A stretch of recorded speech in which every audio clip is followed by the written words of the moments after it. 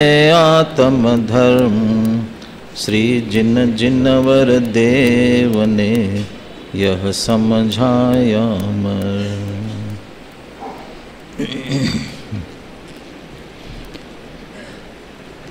हाँ जी, कल का विषय दोहराने के लिए कोई प्रश्न पूछ रहा है?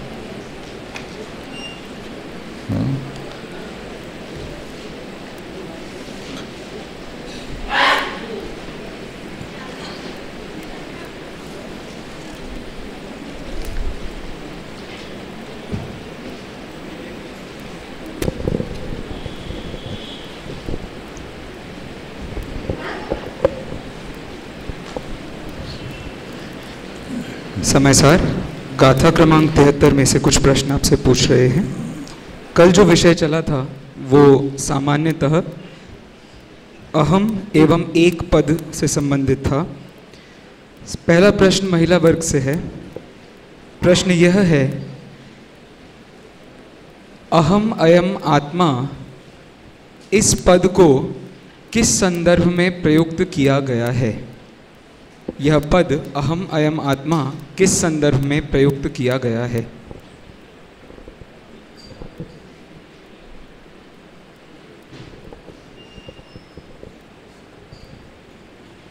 दो दिन से बात वही चल रही है। परसों भी हमने उसी संबंध में सुना था, कल भी यही विषय हमने और अधिक विस्तार से सुना था।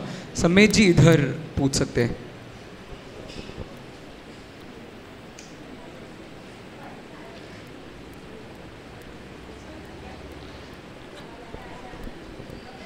अभी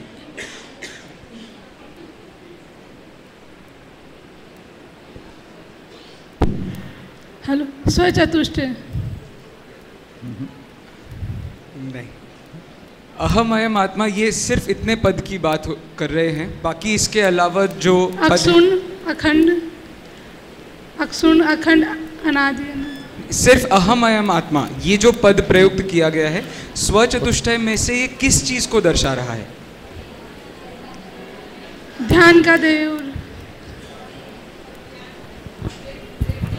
आगे वो आंटी जी बता रही हैं।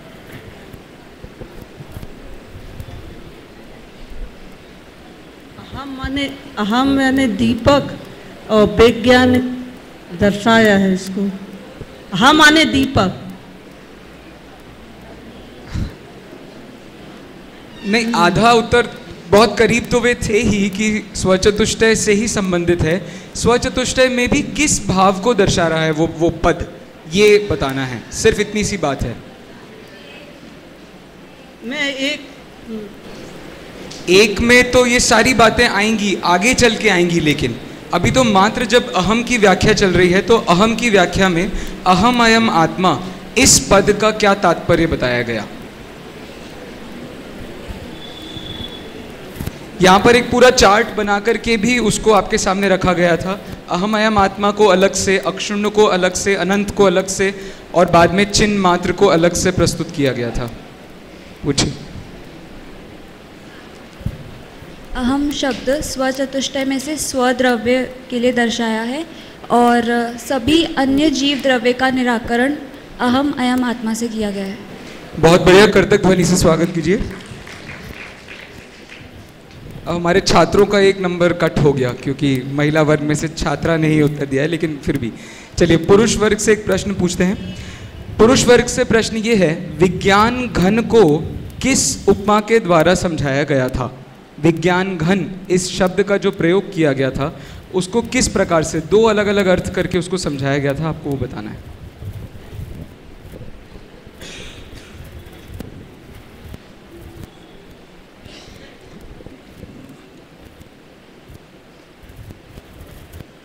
पुरुष वर्ग में से कोई भी जवाब दे सकता है, कोई भी आप एक अर्थ भी बता सकते हो। विज्ञान घन, अच्छा इस शब्द से आपने क्या सीखा, आपको क्या समझ में आया? विज्ञान घन, मात्र इतने पद से हम क्या आशय निकालते हैं, बस इतना आपको बताना है। पुरुष वर्ग महिलाओं से भी ज़्यादा शर्माता है। महिलाएं तो हिम्मत कर रही है उत्तर देने के लिए। विज्ञान घन से मतलब है कि लंबाई चौड़ाई और ऊंचाई से मतलब है कि हमारे जो आत्मा के प्रदेश है और हमारा जो ज्ञान है वो सर्वत्र है और सर्व जगह उसका फैला हुआ है, मतलब तीनों डायरेक्शन में उसका भावना थी। थोड़ा सा इसमें मतलब यदि आपको इसका विस्तार में उत्तर देना ही है तो फिर लंबाई चौड़ाई मोटाई क्या क्या है वो भी बताना पड़ेगा। लंबाई से क्या आशय लेना है, चौड़ाई से क्या आशय लेना है और मोटाई से क्या आशय लेना है, क्योंकि इसमें क्षेत्र काल और भाव संबंधी तीन संबंधी बात कही गई है। क्षेत्र काल और भाव तीन संबंधी बात कही गई है। हमारे आत्मा के प्रदेश जो है वो ऊंचाई में नीचे, हमारा ज्ञान जो है वो ऊंचाई में है ज्ञान हमारा। कोई एक उदाहरण दे सकते हैं आप विज्ञान घन के लिए? जो भाई साहब ने कल 2 उदाहरण दिए थे, कोई भी एक उदाहरण आपको यदि ख्याल आ रहा हो तो। चलिए, यही प्रश्न हम छात्र वर्ग में ही ले लेते हैं। अच्छा, जी गुरु जी ने, पंडित जी ने कल बोला था कि घनफुट और वर्गफुट के आत्मा जो है सो घनफुट है, वर्गफुट जो लंबाई और चौड़ाई इसमें वर्ग होता है, और घनफुट में लंबाई चौड़ाई और गहराई ये तीनों घनफुट में रहता है। और आत्मा जो है ये जो क्यूब मतलब घनफुट के जैसा है, आत्मा की जैसी चौड़ाई लंबाई और गहराई है, मतलब आत्मा जो है सो घनफुट घन में है। और इतना तो उन्होंने बता दिया था। इसमें से प्रश्न ये था कि लंबाई क्या है आत्मा की, चौड़ाई क्या है और मोटाई क्या है। लंबाई चौड़ाई मोटाई कौन सी पकड़ेंगे आत्मा की? शरीर की लंबाई चौड़ाई मोटाई से तो मतलब नहीं है, तो आत्मा की कौन सी पकड़नी है? इधर भाई, हाँ पीछे दे दिया, पीछे दे दिया।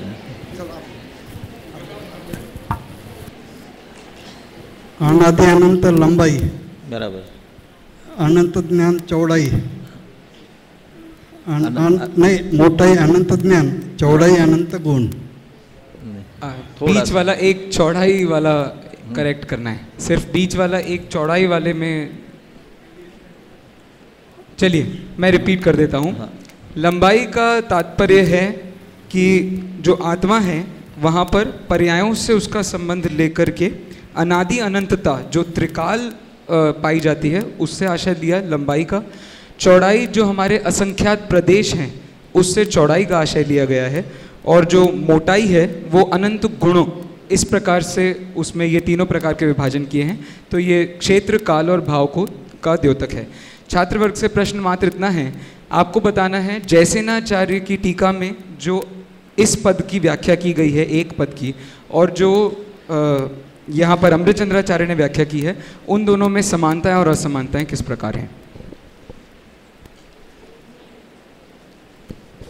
ये थोड़ा अनुशीलनात्मक उत्तर अपेक्षित है। जिसने भी अनुशीलन पढ़ा होगा वे उत्तर दे पाएंगे। कल के प्रवचन में भी इस संबंध में संक्षेप में बात आई थी, लेकिन बात आई थी।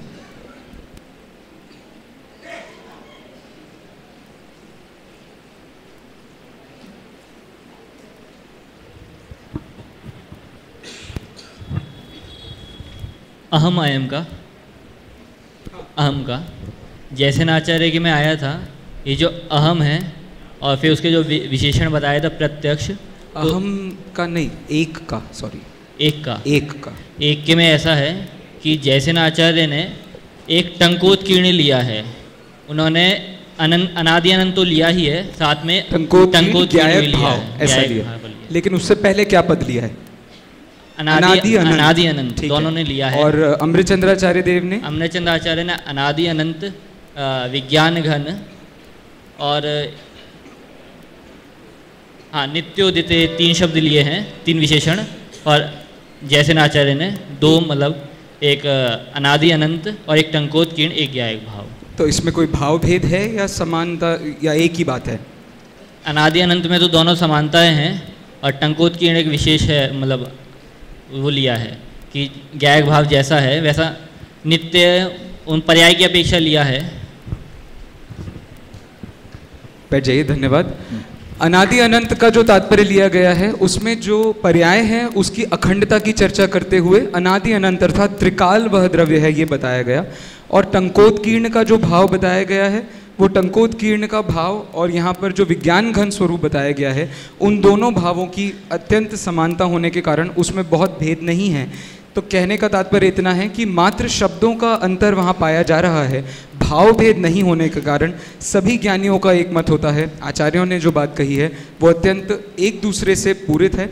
और ऐसा भी है कि अमृतचंद्राचार्य देव के बाद जयसेनाचार्य ने टीका लिखी है तो उस भाव को पहले ग्रहण करते हुए फिर जयसेनाचार्य ने उस पर जो कहा है उसको उसमें और प्लस करना है, तो पहले वाले भाव को लेकर के फिर आगे वाले भाव को जोड़ते हुए इस प्रकार हमने कल सुना था। सभी को एक बार जोरदार कर्तक ध्वनि से उनका स्वागत कीजिए जिन लोगों ने जवाब दिए हैं। बहुत बहुत धन्यवाद। अब आदरणीय भाई साहब से अनुरोध है कि वे कक्षा प्रारंभ करें। पुरस्कार पहुंचा दीजिए जिनने जवाब दिए। 73वीं गाथा चर्चा प्रारंभ हुई है। आश्रव से निवृत्ति की विधि क्या है? कुंद आचार्य ने गाथा में प्रैक्टिकल विधि बताई है। अमृतचंद्र आचार्य भी टीका में उसका ही एक तरह से प्रैक्टिकल कर रहे हैं। जैसा आचार्यों ने प्रैक्टिकल किया उतना तो कदाचित हमें संभव नहीं हो, लेकिन जितना संभव हो सकता है उतना गाथा का पाठ करते हुए हम अपने आश्रव निवृत्ति का प्रयास करें। गाथा पद्यानुवाद बोलते हुए बोलिए। अहमे को खलु शुद्धो लिम्ब मौणाण दंसन समग्गो तम मिठिदो तच्चित्तो सव्वे देखयम नेमी। मैं एक हूँ मैं शुद्ध निरमम ज्ञान दर्शन पूर्ण हूँ। स्थित लीन निज में ही रहूँ सब आश्रवों का क्षय करूं। 71वीं गाथा की टीका प्रारंभ करते हुए अमृतचंद्राचार्य ने किल स्वभाव मात्रम वस्तु कहा। वस्तु स्वभाव मात्र है। इसकी व्याख्या में चर्चा में विस्तार से बात करते हुए कक्षा में मैंने कहा था, स्वभाव मात्र वस्तु से तात्पर्य है जिस वस्तु का जो प्रयोजनभूत कार्य है वह प्रयोजनभूत कार्य हो रहा हो तभी उसे वस्तु कहा जाता है। यदि वह प्रयोजनभूत कार्य उसका नहीं हो रहा हो तो उसे वस्तु ही नहीं मानते हैं।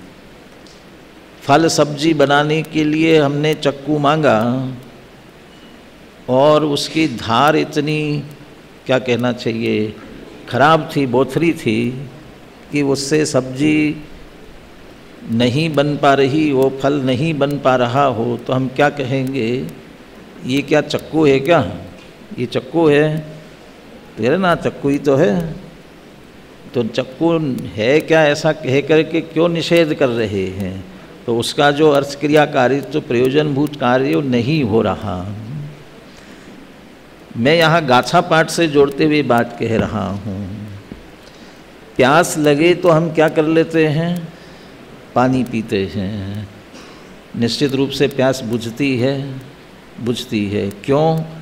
क्योंकि पानी में प्यास बुझाने की प्रयोजनभूत क्रिया करने का सामर्थ्य है और हमें इस बात का विश्वास भी है, इसलिए हम पानी पीते हैं और प्यास बुझा लेते हैं। भूख लगे तो खाना खा लेते हैं, उससे भूख मिटती है, उसका समझ ले प्रयोजनभूत कार्य है। जगत के ऐसे सब वस्तुओं का प्रयोग हम करके उससे संबंधित प्रयोजनभूत कार्य हम अपना कर लेते हैं, हो जाता है। इस गाथा में आश्रव निवृत्ति की विधि बताई गई है। तो इस गाथा का प्रयोजनभूत कार्य क्या है? आश्रव की निवृत्ति। तो आश्रव निवृत्ति हो तो फिर इसका प्रयोजनभूत कार्य हुआ। यदि आश्रव निवृत्ति नहीं हुई तो फिर इसका प्रयोजनभूत कार्य हुआ कि नहीं हुआ, कहाँ हुआ?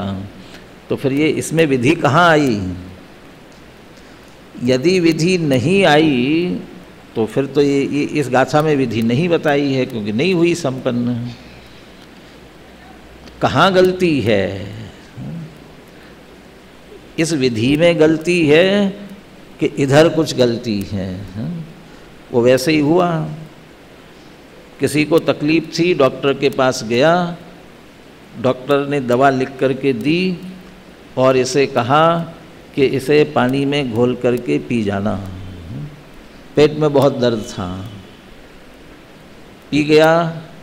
उसके बाद में शाम को दौड़ा दौड़ा आया, डॉक्टर साहब मेरा पेट दर्द और बढ़ गया। तो ऐसे कैसे हो सकता है? जो दवाई लिख कर दी थी उसके लेने पर तो निश्चित ठीक होने वाला है। बताओ क्या लिख कर के दिया था? ये क्या बताएं? अरे मैंने जो पर्चा दिया था लिख कर के, आपने तो कहा था इसे पानी में घोल करके पी जाना। मैं तो पी गया पानी में घोल करके, कैसे ठीक हो जाएगा? तो ये गाथा पढ़ी। इस गाथा में आश्रव निवृत्ति की विधि बताई गई है, हमने पढ़ ली। हुई कि नहीं हुई? यदि आश्रव निवृत्ति की विधि नहीं हुई है तो हम उस मरीज जैसे ही है जिसने पर्चा घोल करके पी लिया। नमोकार मंत्र के लिए कहा नमो लोए, नहीं अपना उसकी महिमा बताते हुए सव्व पाव पणासनों का। सव्व पाव पणासनों क्या मतलब? सब पापों का नाश करने वाला है। बच्चों को तो पढ़ाते ही उसमें क्या मतलब निकलता है? सब पापों का नाश माने कितने भी पाप कर लो, नमोकार मंत्र पढ़ लो तो सब साफ हो जाएंगे, ऐसा? नमोकार मंत्र का स्मरण जब कर रहे हैं तब मन में कोई पाप उत्पन्न नहीं होता। अरहंत जो अरहंत भक्ति मन आने, सो जन विषय कषाय न जाने। जब तक हम पंच परमेष्ठी की भक्ति में लगे हुए हैं, स्मरण कर रहे हैं, तब तक कोई पाप का परिणाम उत्पन्न नहीं हो रहा है। हम तो जपते हैं तो होता तो है, नमोकार मंत्र भी बोलते जाते हैं, पता नहीं क्या क्या विकल्प आते हैं। तो नमोकार मंत्र कहाँ जप रहे हैं? जिसका स्मरण आ रहा है, जिसके विकल्प आ रहे हैं, उसको जप रहे हैं। तो नमोकार मंत्र का पंच परमेष्ठी के स्मरण में ध्यान जावे और फिर भी पाप हो, ऐसा तो नहीं हो सकता है। ऐसे ही इसका स्मरण करते समय इसके साथ भाव से एकाग्र हो जाए तो निश्चित रूप से आश्रव की निवृत्ति होगी। इस गाथा के पढ़ते समय से मैंने पहले कहा था कि हम अपने आश्रव की निवृत्ति का प्रयास करें। जब हम गाथा पढ़ रहे, सुन रहे, इस पर विचार कर रहे हैं, उस समय कोई राग द्वेष का परिणाम मन में उत्पन्न हुआ क्या?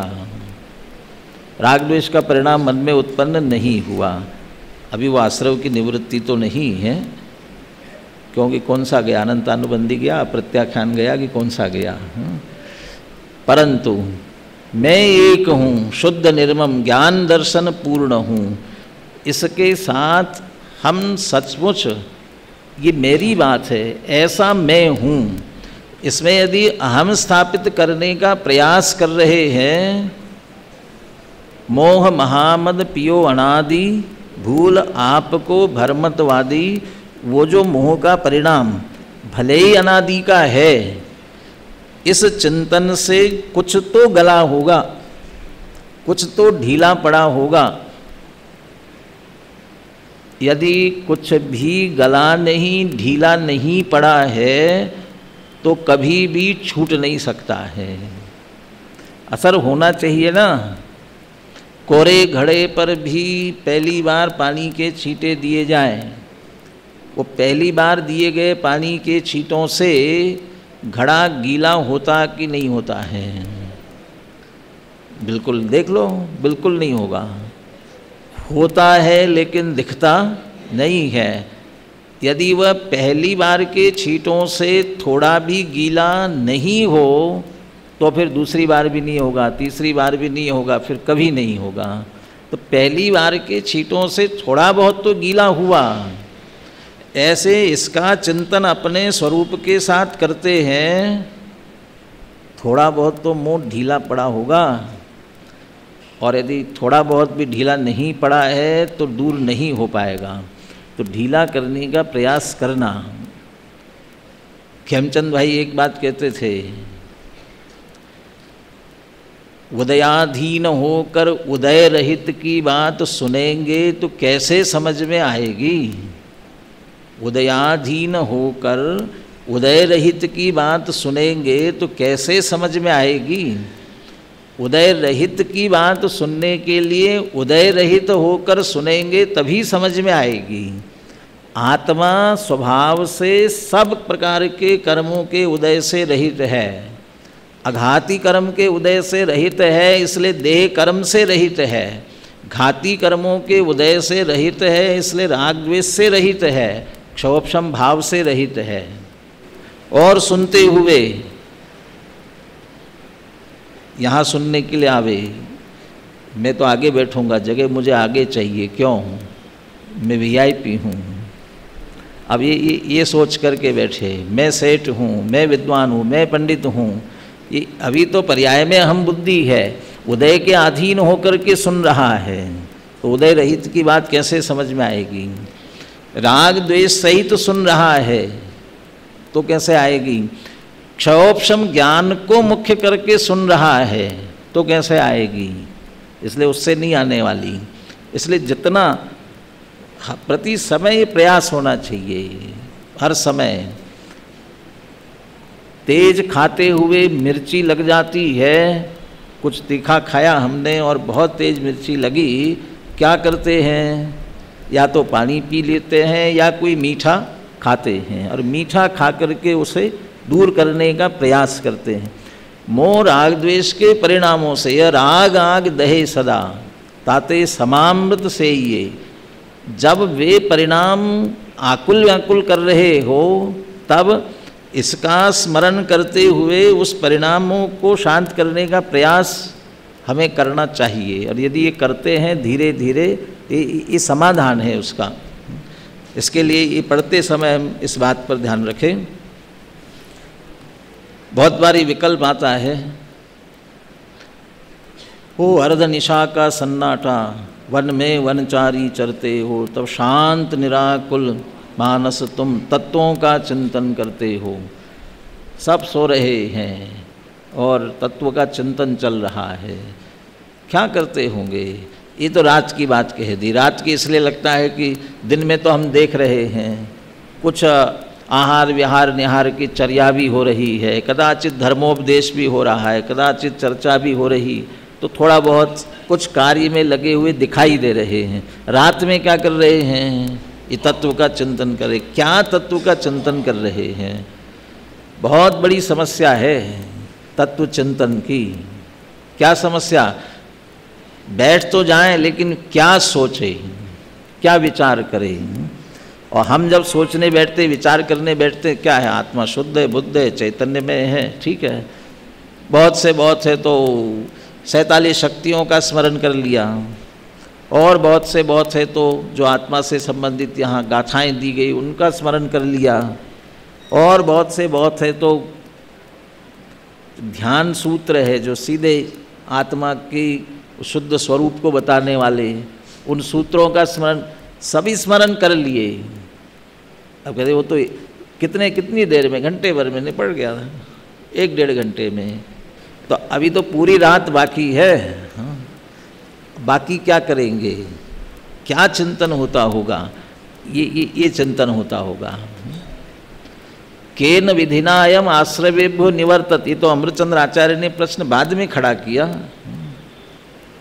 ये तो ऐसा हुआ जैसे विद्यार्थी आंसर शीट लिख करके रख दे, लिख करके भेज दे, और ये कहे कि सर इस पे प्रश्न लिख करके ऊपर रख लेना, आंसर शीट पहले और फिर प्रश्न ऊपर बाद में, कुंदकुंद आचार्य की गाथाएं पहले। लेकिन कुंदकुंद आचार्य को भी जब ये कर्ता कर्म की प्रवृत्ति की निवृत्ति कैसे हो, जब ये लिख रहे होंगे, लिखने से पहले चिंतन में कितना चल रहा होगा, और चिंतन भी विकल्पात्मक विचारात्मक है, लेकिन ज्ञान और श्रद्धान में कितना बैठा हुआ होगा।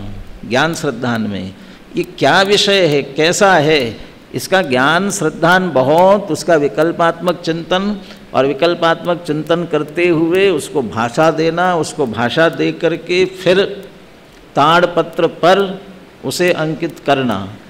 और जितना ये जब तक ये चल रहा है तब तक एक धारा अमेको खलु शुद्धो निम्मो नान दंसन समग्गो, एक चिंतन एक विचार, यही धारा प्रवाह निरंतर। अमृतचंद्र आचार्य ने तो कहा भी, क्यों टीका लिख रहा हूँ, मम परम विशुद्धि शुद्ध चिन्मात्र मूर्ते भवतु समय सार व्याख्यैवानुभूते। ये समय सार की व्याख्या करने से मेरे परिणति की और विशुद्धि होवे, मैं इसकी व्याख्या करूँगा। अब अमृतचंद्र आचार्य पर आए, ये गाथा सामने आई, अब इसकी व्याख्या लिखनी है। कितनी देर विचार किया होगा, कितनी देर चिंतन किया होगा, अपने तो नहीं मालूम कि भी कितने दिन में लिखा गया। लेकिन इस गाथा की व्याख्या लिखने के लिए चिंतन विचार में लिया होगा, तब से चिंतन प्रारंभ हो गया ना। जब उन्हें तो लिखना था इसलिए चिंतन चल रहा था, हमें लिखना थोड़ी है, हमें क्या करना है, हमें तो अकेला लखना है ना, जैसा लिखा वैसा लखना है, अंदर में यहाँ देखना है। तो वो उस पर हमें भी पढ़ते समय उस पर ये विचार। कुंदकुंद आचार्य ने कहा अहम, अमृतचंद्र आचार्य कहते हैं अहम अकेला इतना नहीं हो सकता। वो विचार कर रहे, चिंतन कर रहे हैं। अहम अयम आत्मा प्रत्यक्षम अक्षुन्नम अनंतम चिन्मात्र ज्योति। अब एक एक शब्द रखते हुए, जैसे सुंदर माला बनाने वाला मोतियों से माला बना रहा है, तो वो देखता है ना ये कैसे सुंदर बनेगी, तो एक एक मोती जैसे चुन करके रखता है, ऐसे एक एक शब्द चुन करके रखा होगा, चिंतन में कितनी बार किया होगा और फिर यहाँ लिखा होगा। हमें भी फिर इस पर एक एक बात को लेते हुए ये विचार करना, ऐसा क्यों लिखा, कैसे लिखा, इसकी जगह और कोई शब्द होता, इसका क्या भाव होना चाहिए। विस्तार में नहीं जा पा रहे हैं, और अधिक तो कम से कम उसी को लेकर के, उसी बात को, ये इन शब्दों का प्रयोग किया है, इन शब्दों से बताने का प्रयास किया।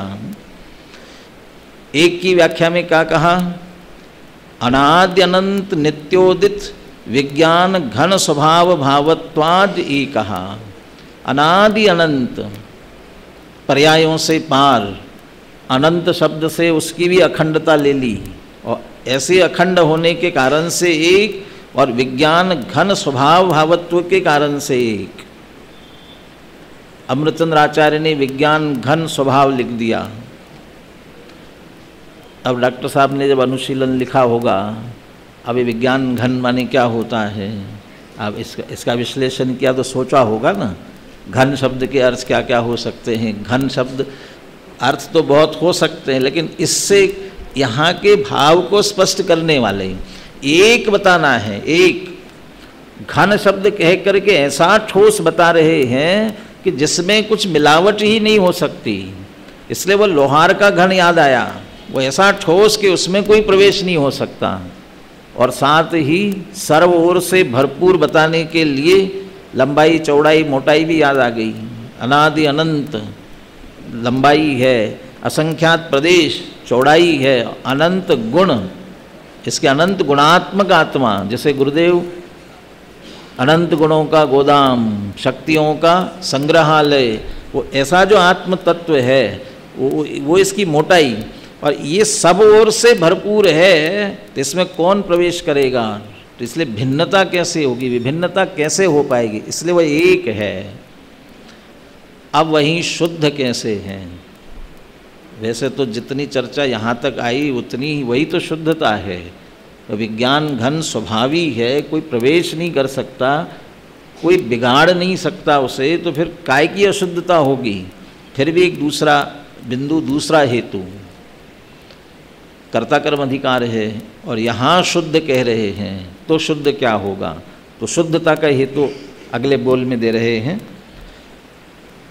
सकल कारक चक्र प्रक्रियोत्तीर्ण निर्मल अनुभूति मात्रत्वात् शुद्ध। अब उसे दो हेतु कहो कि एक हेतु कहो, दो बातें कही। सकल कारक चक्र प्रक्रियोत्तीर्ण और दूसरा निर्मल अनुभूति मात्रत्वात्। सकल कारक चक्र की प्रक्रिया से पार, निर्मल अनुभूति मात्र पने से क्या आत्मा कैसा है? शुद्ध है। ऐसे ही लिखा ना यहाँ, सकल कारक चक्र की प्रक्रिया से पार, निर्मल अनुभूति मात्र पने से आत्मा कैसा है? शुद्ध है। बराबर है ना अर्थ? नहीं है क्या? हाँ है ना, ये तो बराबर है। इसलिए ऐसी अनुभूति पने से शुद्ध है, ठीक है ना? हाँ, अहम और आखिरी का अस्मि जुड़ेगा, ऐसा नहीं है अर्थ। अर्थ ऐसा है, अहम शुद्ध और अस्मि, आत्मा शुद्ध। यदि आत्मा भी है तो अहम आत्मा, मैं, और वो मैं के साथ फिर वो पूरे विशेषण लगाना, अहम अयम आत्मा अक्षुन्नम अनंतम चिन्मात्र ज्योति सकल कारक चक्र प्रक्रियोत्तीर्ण निर्मल अनुभूति मात्रत्वात् शुद्ध अस्मि। मैं सकल कारक चक्र प्रक्रिया से पार, निर्मल अनुभूति मात्र पने से शुद्ध हूँ। शुद्ध है नहीं, क्या क्या अंतर हो? शुद्ध है को चाहे शुद्ध हूँ कहो, क्या अंतर है? है कहने में दूर हो जाता है। हूँ, मैं हूँ, मेरी बात चल रही, इसलिए मैं शुद्ध हूँ। निर्मल अनुभूति मात्र, अरे निर्मल अनुभूति हो रही तब तो शुद्ध होगा ही ना। निर्मल अनुभूति जब होगी तब होगी, वो तो पर्याय की बात है। लेकिन यहाँ शुद्ध पहली पंक्ति की चल रही बात, गाथा की पहली पंक्ति की, और उस पहली पंक्ति में द्रव्य स्वभाव की बात है। इसलिए द्रव्य स्वभाव की बात होने से निर्मल अनुभूति मात्र का अर्थ पर्याय में होने वाली अनुभूति की बात नहीं है ये। तो फिर कौन सी अनुभूति है? ये अनुभूति स्वभाव, जिसको वहाँ अनुभूति स्वरूप भगवान आत्मा कहा 17वीं 18वीं गाथा में। अनुभूति स्वरूप भगवान आत्मा प्रति समय सबके अनुभव में आ रहा है, क्योंकि कारण शुद्ध पर्याय निरंतर साथ साथ चलती रहती है। त्रिकाल परम पारिणामिक भाव रूप निरंतर चल रही है साथ में, इसलिए वो आ ही रहा है, निरंतर आ रहा है। यहाँ अनुभूति मात्रत्वात् शुद्ध, अनुभूति निर्मल अनुभूति मात्र पने से शुद्ध कहा, या निर्मल अनुभूति का विषयभूत शुद्ध आत्मा लेना है। तो मैं वो शुद्ध आत्मा हूँ। छठी गाथा में जैसा कहा, ज्ञात वह तो वही है, प्रमत्तनी अप्रमत्तनी एक या एक भाव, शुद्ध भी कहते हैं उसे, और ज्ञात वह तो वही है। ऐसा कह करके क्या कहे? नादो जोसो दुसो चेव। क्या मतलब? कौन, कैसा वह आत्मा? कैसा है आत्मा? बहुत बताएंगे तो इतना सब बताने की कोशिश करेंगे, फिर भी नहीं आया समझ में। तो कैसा आत्मा? कि जैसा मेरे अनुभव में आ रहा है वैसा। चरणायुक्त चूलिका में मानो किसी ने अमृतचंद्र आचार्य से पूछा, मोक्ष मार्ग क्या है? मोक्ष मार्ग क्या है? तो वहाँ तो ये हम खड़े हैं ना, ये हम खड़े हैं, ये मोक्ष मार्ग है। अंदर में 3 कषाय चौकड़ी के अभाव पूर्वक शुद्ध परिणति निरंतर चल रही है। बाहर में नग्न दिगंबर दशा के साथ 28 मूल गुणों का निरतिचार पालन चल रहा है। कुंद कुंद आचार्य ने गाथाओं में जैसा लिखा, टीका में अमृतचंद्र आचार्य जैसे बताते जा रहे हैं, वैसा हमारा जीवन पूरा का पूरा हो रहा है, बन रहा है। ये है ना, ये स्वयं सामने खड़े, इसलिए कितना बतावे। तो यदि जो ज्ञात वो तो वही, कि कैसा शुद्ध, कि जैसा अनुभूति में आ रहा है वैसा शुद्ध। अनुभूति का विषयभूत जो आत्मा है, उस अनुभूति के विषय में यदि थोड़ी सी भी कचास रह गई, अनुभूति नहीं हो सकती है। इसलिए वो यदि नए की तरफ से कहे तो परम शुद्ध निश्चय ने का विषय, और उसे ही यहाँ पर अनुभूति का कहा। गुरुदेव श्री का जो विशेष शब्द दृष्टि का विषय है, वह दृष्टि का विषयभूत शुद्ध आत्मा, जिसके आश्रय करने पर ही अनुभूति होती है, निर्मल अनुभूति होती है। वो जैसी निर्मल अनुभूति में आत्मा आता है, वो मैं हूँ और कोई नहीं। आज सुबह मोक्ष पौड़ की गाथा को याद कर रहे थे दादा। तीर्थंकर, सारा जगत तीर्थंकरों को नमस्कार करता है और तीर्थंकरों की स्तुति करता है, वे भी जिसकी स्तुति करते हैं। सारा जगत जिनकी वंदना करता है, वो भी जिसकी वंदना करता है। सारा जगत जिनके चरणों में नमता है, वे भी जहाँ नमते हैं। ऐसा कुछ इस देह में विराजमान है, उसे जानो। इसका अर्थ वे अरहंत आदि भी जिनके चरणों में हम जा रहे हैं, वे अपनी आत्मा में रमन कर रहे हैं। तो जैसे वे अपनी आत्मा में रमन कर रहे हैं, ऐसा का ऐसा आत्मा यहाँ है। उनकी अनुभूति का जो विषय बन रहा है, वैसी ही अनुभूति का विषयभूत आत्मा हमारे पास भी है। इसीलिए जैसे देश का प्रधानमंत्री कौन बन सकता है, कौन बन सकता है, बल्कि कौन बन सकता है नहीं, कौन नहीं बन सकता है, डिस्क्वालीफाइड क्या है वो बता दिए जाते। भाई ये खड़े नहीं हो सकते हैं, ये खड़े नहीं हो सकते हैं। इसका अर्थ क्या हो गया, बाकी सब प्रधानमंत्री के लिए, प्रधानमंत्री बनने के लिए लाइन में आ सकते हैं। योग्यता सबकी है, तो योग्यता की दृष्टि से सब है, कोई भी बन सकता है। क्यों? क्योंकि उनके पास भी योग्यता है। वो निश्चयवासी में जैसे कहा, राजा और रंक मनुष्यत्व की अपेक्षा से दोनों समान है। वो भी मनुष्य है, वो भी मनुष्य है, तो मनुष्यत्व तो दोनों में समान है, कोई अंतर नहीं है। ऐसा ही चाहे अरंत सिद्ध हो, चाहे मुनिराज हो, चाहे पंचम गुणस्थानवर्ती श्रावक हो, चाहे चौथे गुणस्थानवर्ती अविरत सम्यक दृष्टि हो, वे सम्यक दर्शन ज्ञान चारित्र रूप मोक्ष मार्ग रूप जिसके आश्रय से परिणमित हो रहे हैं, वैसा का वैसा आत्मा हमारे पास भी है। यदि वैसा आत्मा हमारे पास नहीं होता तो हम मोक्ष मार्ग रूप से परिणमित नहीं हो सकते थे। वे हो गए, उनके पास स्पेशल आत्मा था कोई विशेष प्रकार का, जिसलिए उसका आश्रय करके वे तो हो गए। वैसा स्पेशल आत्मा हमारे पास नहीं है, इसलिए हम तो नहीं कर सकते। ऐसा है या वैसा का वैसा आत्मा हमारे पास भी, वही आत्मा ये निर्मल अनुभूति मात्र, जैसा ज्ञानियों के अनुभव में आता है, ऐसा का ऐसा द्रव्य स्वभाव मेरा भी है। उन्हें निर्मल अनुभूति इसलिए हो रही है, उस निर्मल आत्मस्वरूप में, स्वभाव में उन्होंने स्थिरता स्थापित कर ली, इसलिए वे शुद्ध हो गए, निर्मलता का अनुभव कर रहे हैं। ऐसा का ऐसा शुद्ध स्वभाव मेरे पास भी है, इसलिए मैं शुद्ध हूँ। तो निर्मल अनुभूति मात्रत्वात्, बस मैं तो वे हूँ, इसके अलावा और कुछ नहीं होता। निर्मल अनुभूति मात्रत्वात् शुद्ध। ठीक है, ऐसा अनुभूति स्वरूप भगवान आत्मा है तो सही, लेकिन उसका अनुभव करना तो पड़ेगा। पीछे तो यही कहा ना, आबाल गोपाल सबको अनुभूति स्वरूप भगवान आत्मा प्रति समय अनुभव में आ रहा है, परंतु ये मैं हूँ ऐसा अनुभव नहीं कर रहा है। ठीक है, और ऐसा अनुभव नहीं कर रहा है, इसलिए क्या है, वह अशुद्ध है। तो क्या करना पड़ेगा, ऐसा अनुभव करना पड़ेगा। तो करना है ना, तो मुझे करना पड़ेगा कि नहीं? अच्छा करना पड़ेगा, फिर तो कर्ता कर्म करण ये तो सब होते होंगे ना मुझ में।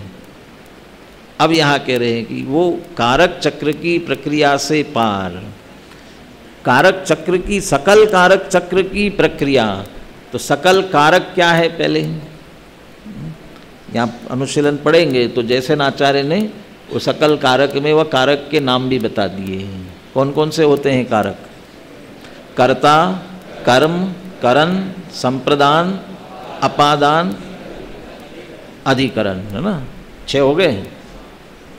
कारक, कारक माने क्या?